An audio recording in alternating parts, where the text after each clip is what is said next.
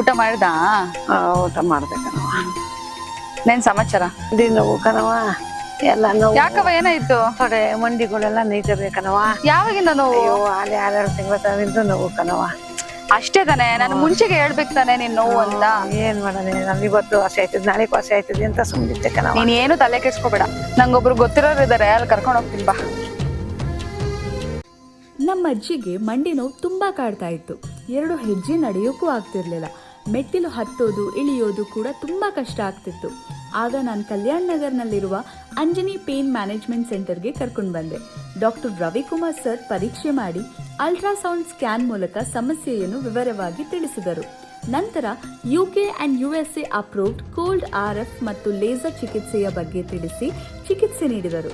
ಚಿಕಿತ್ಸೆಯ ನಂತರ ಅಜ್ಜಿಯ ನೋವು ಮೊದಲಿಗಿಂತ ತುಂಬ ಕಡಿಮೆಯಾಗಿದೆ. ಈಗ ಅವರು ತಮ್ಮ ಕೆಲಸಗಳನ್ನು ತಾವೇ ಮಾಡಿಕೊಳ್ತಿದ್ದಾರೆ.